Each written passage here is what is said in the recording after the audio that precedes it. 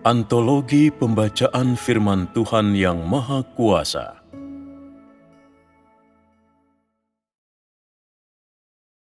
Penafsiran rahasia firman Tuhan kepada seluruh alam semesta. Bab 18.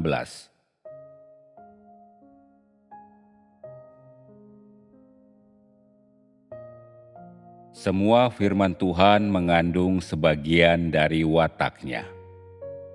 Watak Tuhan tidak bisa sepenuhnya diungkapkan dalam kata-kata yang cukup untuk menunjukkan betapa besar kekayaan yang ada dalam dirinya.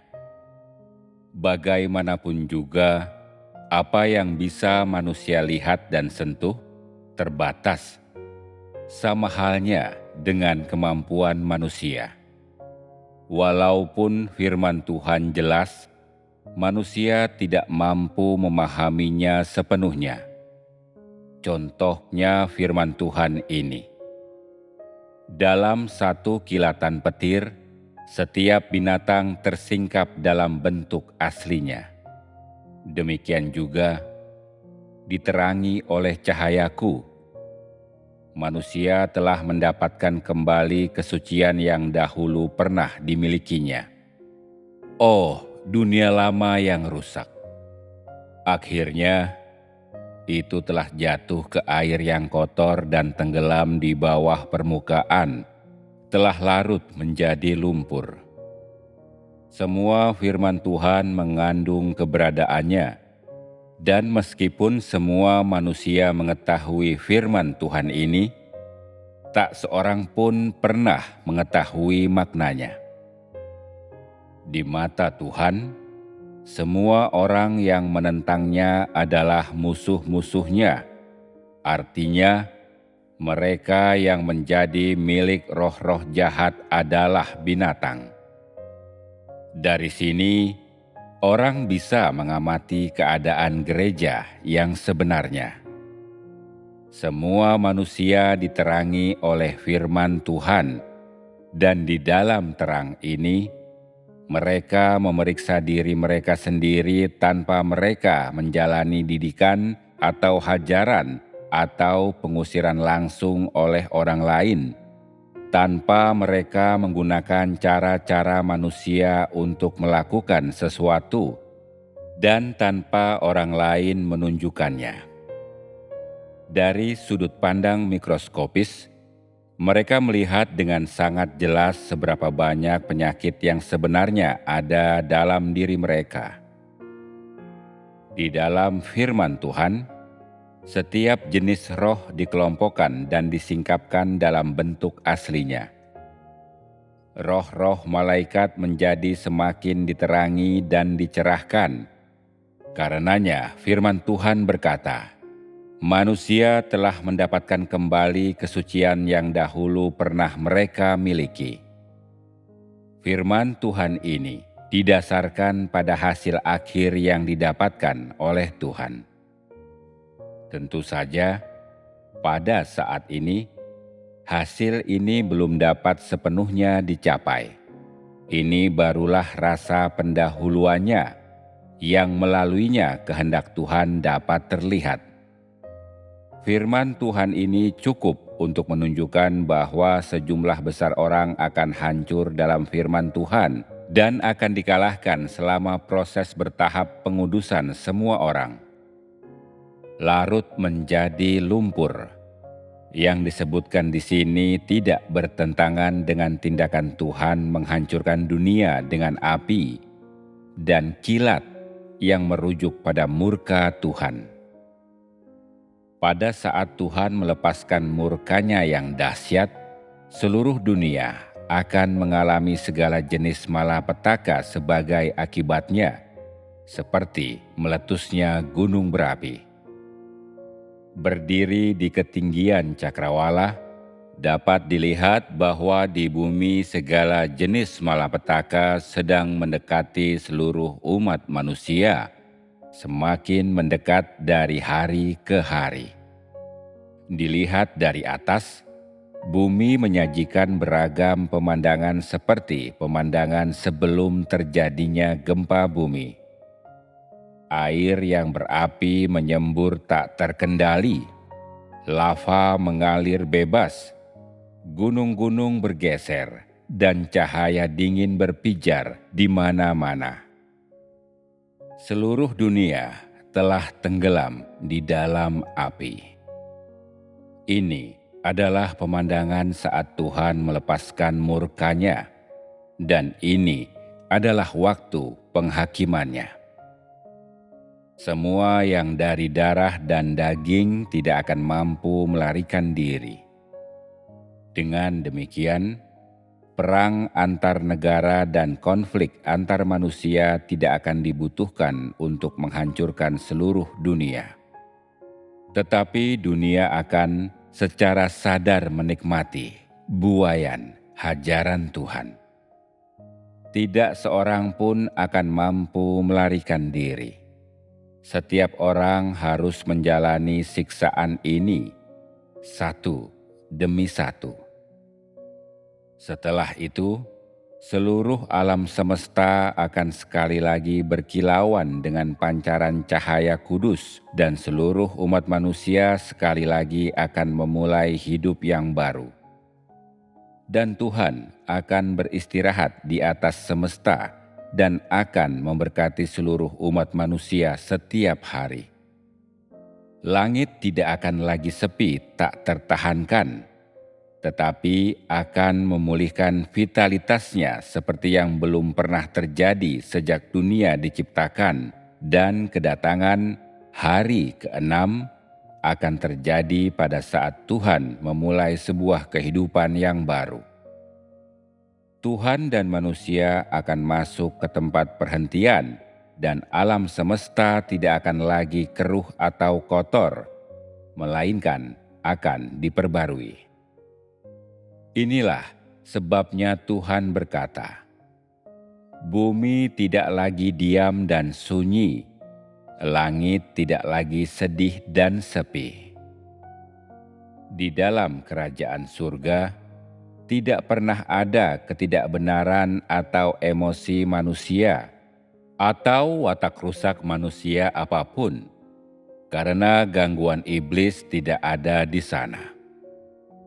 Orang-orang semuanya mampu memahami firman Tuhan, dan kehidupan di surga adalah kehidupan yang penuh sukacita. Semua yang ada di surga memiliki hikmat dan martabat Tuhan. Karena perbedaan antara surga dan bumi, warga surga tidak disebut orang, melainkan Tuhan menyebut mereka roh. Kedua kata ini memiliki perbedaan mendasar. Mereka yang sekarang disebut orang telah dirusak oleh iblis, sedangkan roh tidak. Pada akhirnya, Tuhan akan mengubah penduduk bumi menjadi makhluk yang memiliki sifat-sifat para roh di surga, dan mereka kemudian tidak akan lagi mengalami gangguan iblis. Inilah makna sebenarnya dari firman, "Kekudusanku telah tersebar ke seluruh semesta." Bumi dalam keadaannya yang semula adalah milik surga, dan surga bersatu dengan bumi.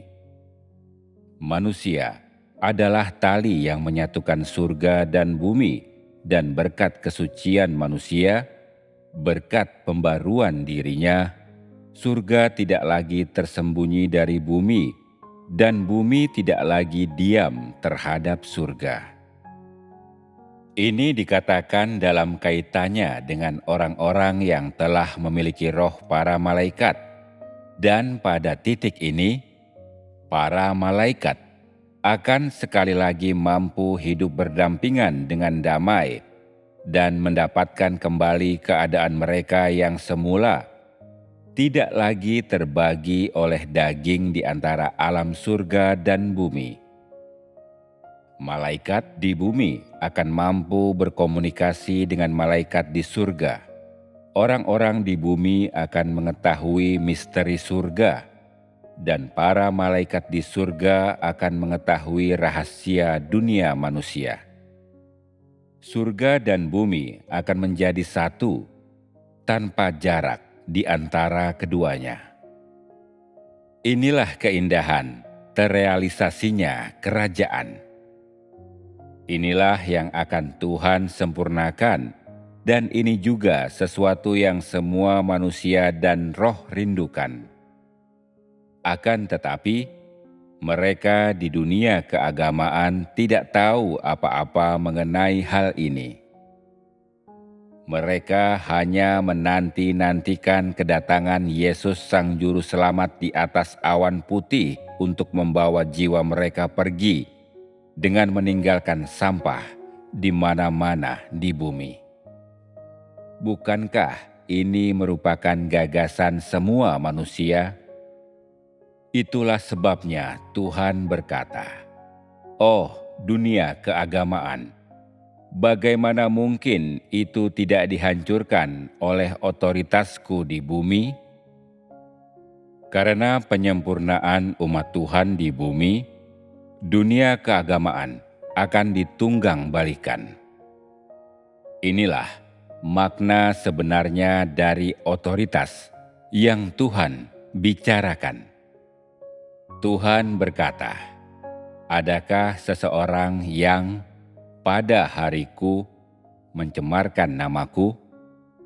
Semua manusia mengarahkan pandangan penuh hormat kepadaku, dan dalam hati mereka, diam-diam mereka berseru kepadaku. Inilah yang Dia katakan tentang konsekuensi penghancuran dunia keagamaan. Dunia keagamaan akan tunduk secara keseluruhan di hadapan takhta Tuhan oleh karena firman-Nya, dan tidak akan lagi menunggu awan putih turun atau memandang ke langit, tetapi akan ditaklukkan di hadapan takhta Tuhan. Dengan demikian, firman dalam hati mereka, diam-diam mereka berseru kepadaku. Ini akan menjadi kesudahan dunia keagamaan yang akan Tuhan taklukkan seluruhnya. Inilah yang dimaksud kemahakuasaan Tuhan, menghantam roboh semua orang agamawi, umat manusia yang paling pemberontak, sehingga mereka tidak akan pernah lagi berpaut pada gagasan mereka sendiri, tetapi mereka akan dapat mengenal Tuhan. Walaupun firman Tuhan telah berulang kali menubuatkan keindahan kerajaan, telah membicarakan tentang berbagai aspeknya, dan menjelaskan tentang kerajaan dari sudut pandang berbeda, semua itu masih tidak dapat sepenuhnya mengungkapkan semua keadaan zaman kerajaan karena kemampuan manusia untuk menerima terlalu kurang. Semua kata-kata dalam perkataannya telah diucapkan, tetapi manusia belum melihat ke dalamnya, seolah-olah melalui fluoroskop dengan sinar X, dan dengan demikian kehilangan kejelasan dan pemahaman dan bahkan dibuat bingung. Inilah cacat daging yang terparah. Walaupun dalam hati mereka, manusia ingin mengasihi Tuhan, mereka menentangnya oleh karena gangguan iblis. Jadi Tuhan mengambil waktu dan sekali lagi menjamah hati manusia yang sudah mati rasa dan tidak berpengertian sehingga mereka dapat dibangkitkan. Semua yang Tuhan singkapkan adalah keburukan iblis. Jadi semakin keras firman-Nya, semakin iblis dipermalukan, semakin hati manusia menjadi tidak terikat, dan semakin besar kasih manusia dapat dibangkitkan. Inilah cara Tuhan bekerja. Karena iblis telah tersingkap dan karena ia telah kelihatan aslinya, ia tidak lagi berani menduduki hati manusia dan karenanya para malaikat tidak lagi terganggu. Dengan demikianlah, mereka mengasihi Tuhan dengan segenap hati dan pikiran mereka. Baru pada saat inilah jelas terlihat bahwa dalam keberadaan mereka yang sesungguhnya, para malaikat adalah milik Tuhan dan mengasihi Tuhan. Hanya melalui jalan inilah kehendak Tuhan bisa tercapai. Dalam hati mereka, sekarang ada tempat bagiku. Aku tidak akan lagi bertemu dengan kebencian dan penolakan di antara manusia, karena pekerjaan besarku telah selesai dan tidak lagi terhalang. Ini adalah arti dari apa yang dijelaskan di atas. Karena gangguan iblis, manusia tidak dapat menemukan waktu untuk mengasihi Tuhan dan selalu terjerat oleh hal-hal dari dunia, dan mereka diperdayai iblis sehingga bertindak karena kebingungan. Ini sebabnya mengapa Tuhan berkata bahwa umat manusia telah mengalami begitu banyak kesulitan hidup, begitu banyak ketidakadilan dunia, begitu banyak perubahan di dunia manusia, tetapi sekarang mereka tinggal dalam terangku. Siapakah yang tidak akan menangis oleh karena ketidakadilan di masa lalu? Setelah manusia mendengar firman ini, mereka merasa seakan-akan Tuhan adalah rekan mereka dalam penderitaan. Tuhan sedang bersimpati kepada mereka dan pada saat itu turut merasakan keluhan-keluhan mereka. Mereka tiba-tiba merasakan rasa sakit dunia manusia dan berpikir, "Benar sekali, aku belum pernah menikmati apapun di dunia. Sejak keluar dari kandungan ibuku sampai sekarang, aku telah mengalami kehidupan manusia dan aku tidak memperoleh apapun. Sebaliknya, aku telah sangat menderita. Semuanya begitu hampa. Dan sekarang aku begitu dirusak oleh iblis. Oh, jika bukan karena penyelamatan Tuhan, ketika waktu kematianku tiba, bukankah aku telah menjalani seluruh kehidupanku dengan sia-sia? Apakah hidup manusia ada artinya? Tidak heran Tuhan berkata bahwa segala sesuatu di bawah matahari itu kosong. Jika sekarang Tuhan belum mencerahiku, aku masih akan berada dalam kegelapan. Betapa malangnya. Pada titik ini, muncul perasaan khawatir di dalam hati mereka. Jika aku tidak bisa mendapatkan janji Tuhan, bagaimana aku bisa terus mengalami kehidupan? Semua orang yang membaca firman ini akan menangis selagi mereka berdoa. Seperti itulah jiwa manusia. Tidak mungkin bagi seseorang untuk membaca ini tanpa ada reaksi apapun, kecuali mereka menderita ketidakseimbangan mental.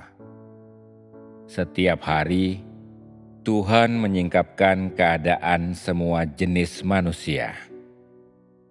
Kadang Dia menyampaikan keluhan atas nama mereka. Kadang Dia membantu manusia mengatasi dan menjalani lingkungan tertentu dengan berhasil. Kadang Dia menunjukkan perubahan-perubahan manusia kepada mereka. Jika tidak, manusia tidak akan tahu betapa mereka telah bertumbuh dalam kehidupan. Kadang Tuhan menunjukkan pengalaman manusia dalam kenyataannya, dan kadang Dia menunjukkan kekurangan dan kelemahan mereka.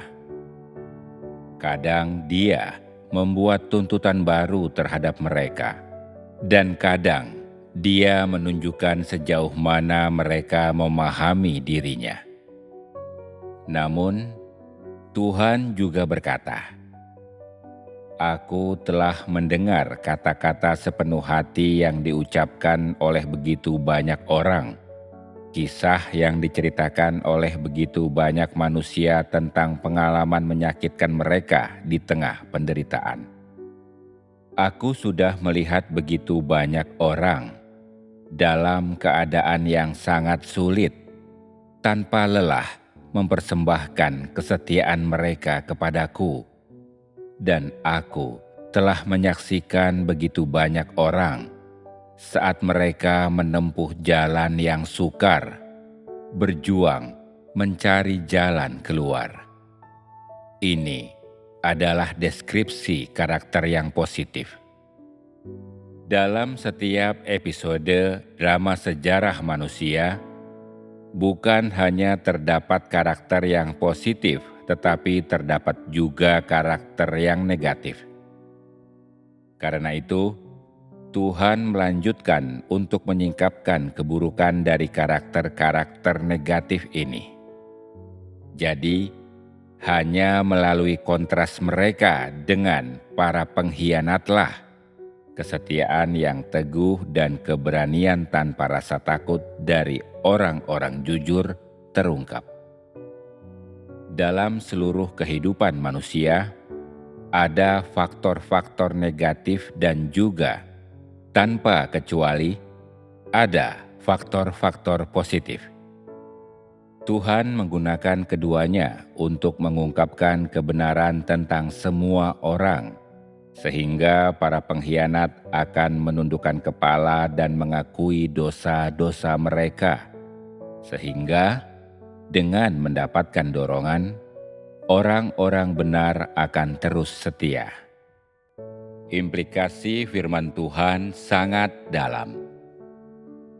Kadang orang membacanya dan tertawa terbahak. Kadang mereka menundukkan kepala dalam diam. Kadang mereka mengenang, kadang mereka menangis pahit dan mengakui dosa-dosa mereka. Kadang mereka meraba-raba dan kadang mereka mencari. Secara keseluruhan, ada perubahan dalam reaksi orang-orang karena perbedaan keadaan tatkala Tuhan berfirman. Ketika seseorang membaca firman Tuhan, kadang orang yang melihatnya bahkan bisa salah mengira orang tersebut terganggu jiwanya. Pertimbangkan firman ini. Dan dengan demikian, pertengkaran penuh perselisihan di bumi pun tidak ada lagi.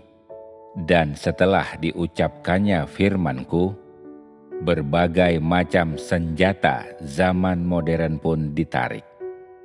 Kata senjata sendiri dapat memicu tawa sepanjang hari, dan setiap kali seseorang secara tidak sengaja mengingat kata senjata, mereka diam-diam akan tertawa terbahak. Bukankah demikian? Bagaimana mungkin engkau tidak menertawakan hal ini?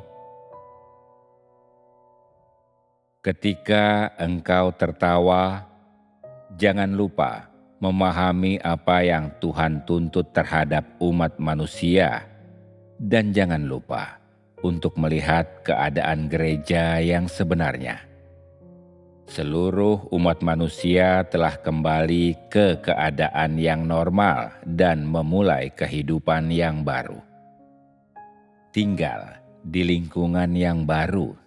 Sejumlah besar orang melihat sekeliling mereka, merasa seakan mereka telah memasuki dunia yang sepenuhnya baru. Dan karena ini, mereka tidak dapat beradaptasi dengan lingkungan baru mereka dengan segera atau langsung berada di jalur yang benar.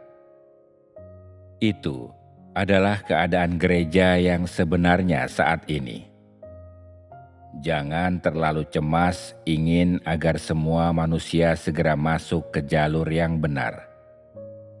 Begitu pekerjaan Roh Kudus telah maju ke titik tertentu, manusia semuanya akan masuk ke dalamnya tanpa menyadarinya. Ketika engkau memahami esensi firman Tuhan, engkau akan tahu sampai ke titik mana Roh-Nya telah bekerja. Kehendak Tuhan adalah, aku hanya mengelola, tergantung pada ketidakbenaran manusia, sebuah ukuran pendidikan yang sesuai, yang lebih baik dalam memampukan semua orang untuk masuk ke jalur yang benar. Inilah cara Tuhan dalam berbicara dan bekerja, dan ini juga adalah jalan penerapan umat manusia yang spesifik.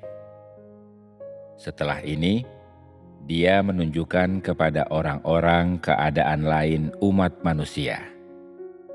Jika manusia tidak mau menikmati sukacita yang ada di dalamku, yang bisa kulakukan hanyalah menuruti apa yang sudah mereka tetapkan dalam hati mereka dan mengirim mereka ke jurang maut. Tuhan berbicara panjang lebar dan membuat manusia tidak memiliki sedikit pun kesempatan untuk mengeluh. Inilah tepatnya perbedaan antara Tuhan dan manusia. Tuhan selalu berbicara kepada manusia secara terbuka dan bebas. Dalam segala sesuatu yang Tuhan katakan, orang dapat melihat ketulusan hatinya, yang menyebabkan orang mengukur hati mereka sendiri terhadap hatinya dan memampukan mereka untuk membuka hati mereka kepadanya, agar dia dapat melihat pada warna pelangi mana mereka berada. Tuhan tidak pernah memuji iman atau kasih seseorang, tetapi Dia selalu mengajukan tuntutan kepada orang-orang dan menyingkapkan sisi buruk mereka. Ini menunjukkan betapa kecilnya tingkat pertumbuhan manusia dan betapa kurangnya konstitusi mereka. Mereka perlu lebih banyak berolahraga untuk menutupi kekurangannya, yang juga menjadi sebab mengapa Tuhan selalu melepaskan kemarahannya kepada manusia. Suatu hari, ketika Tuhan telah menyingkapkan seluruh kebenaran tentang umat manusia, manusia akan disempurnakan dan Tuhan akan merasa tenang. Manusia tidak akan lagi menipu Tuhan dan Dia tidak akan lagi mendidik mereka. Dari sejak saat itu, manusia akan mampu hidup sendiri, tetapi sekarang belum waktunya. Masih ada banyak kepalsuan dalam diri manusia, sehingga masih membutuhkan beberapa ronde pemeriksaan dan lebih banyak pos pemeriksaan yang harus didirikan, di mana pajak mereka bisa dibayar dengan benar. Jika masih ada barang palsu, semua itu disita sehingga tidak akan dijual, dan kemudian sekumpulan barang selundupan akan dihancurkan. Bukankah itu hal yang baik untuk dilakukan?